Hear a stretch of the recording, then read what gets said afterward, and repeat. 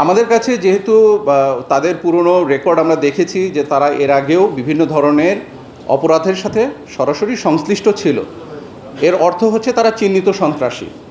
এবং আমরা প্রাথমিক জিজ্ঞাসাবাদে যে তথ্য পেয়েছি, তারা এই অপরাধটি, ঘৃণ্য জঘন্য অপরাধটি সংগঠিত করার আগ মুহূর্তেও আরও অপরাধে তারা সংশ্লিষ্ট ছিল। সেখান থেকে তারা পালিয়ে এসে এই অপরাধগুলো সংগঠিত করেছে। অর্থাৎ বিষয়টি যে পূর্ব পরিকল্পিত এমনটি না। তাই তারা হয়তো ওত পেতে ছিল ওই স্থানে, যখন ভিকটিমকে ওইখানে গাড়ি থেকে নামতে দেখে তখন তারা এই প্ল্যানটি করে যে ভিকটিমকে তারা তাদের সিএনজিতে যাত্রী হিসেবে নেবে এবং পথিমধ্যে তারা এরকম একটি অপরাধ সংগঠিত করবে, এবং সেটি তারা করেছে।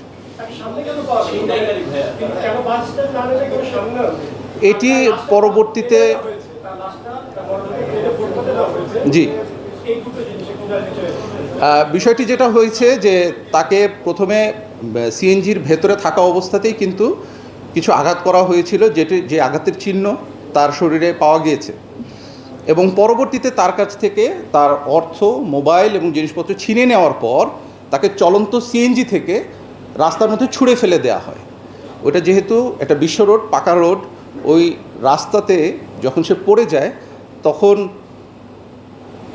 প্রাথমিক যে অনুসন্ধান, সেই অনুসন্ধানের অনুযায়ী তথ্য যেটা আমরা বুঝতে পারছি যে হয়তো রাস্তাতেই পড়ে যাওয়ার কারণে তার হাতের আঘাত, মাথার আঘাত, এই আঘাতগুলো সে প্রাপ্ত হয় এবং পরবর্তীতে সেখানে সে মৃত্যুবরণ করে। অভিযুক্ত 5 জনকে একসাথে গ্রেফতার করা হয়েছে কিনা, অ্যাপার্ট ফ্রম দ্যাট এদের নেতৃত্ব কেউ দেয় কিনা এই হত্যাকাণ্ডে বা এই সাথে অন্য এই ঘটনাটি আমাদের এই অভিযানটি পরিচালনা করেছে র্যাব 11 থেকে, এবং র্যাব 11-র সিও আমাদের এখানে উপস্থিত আছে। উনি আপনার এই প্রশ্নটুকুতে সাহায্য করবেন। না নেমে কেন পরবর্তী স্টেশনে নামলে, এইটা অ্যাকচুয়ালি যে ভিকটিম তিনি ভালো বলতে পারবেন যিনি কেন নামলেন না। বিকজ এটা হচ্ছে পদুয়ার বাজারের পরের স্টেশন, এটা ছিল একটা গভীর রাত। এমনও হতে পারে হয়তো বা সে ঘুমন্ত অবস্থায় ছিল, পরবর্তীতে ওই স্টেশনটা পার হওয়ার পরে এটা সন্দেহ করা যায়। বাট অ্যাকচুয়ালি কী ঘটেছিল সেটা তো আর আমরা বলতে পারবো না, ভিকটিম নিজেই বলতে পারবেন কেন তিনি পরের স্টেশনে নেমেছেন। এটা যেমন আর যে অপারেশনটার ব্যাপারে যেটা বলেছেন, আমরা 5 জনকে একসাথেই পাইনি।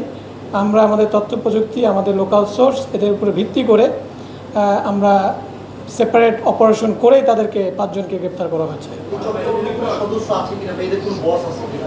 সোফার আমরা যেটা পেয়েছি, এই চক্রে এই হত্যাকাণ্ডের সাথে মূলত ডিরেক্টলি সংশ্লিষ্ট ছিল 4 জন সিএনজি এসে, এবং পরবর্তীতে আরও একজনকে পাওয়া যায় যার কাছে ওর যে মোবাইলটা, সেই মোবাইলটা পাওয়া যায় হলো পরবর্তীতে আরেকজন 5th যার কাছে পেয়েছি আমরা, যেটা হচ্ছে বুলেটের ব্যবহৃত মোবাইলটা।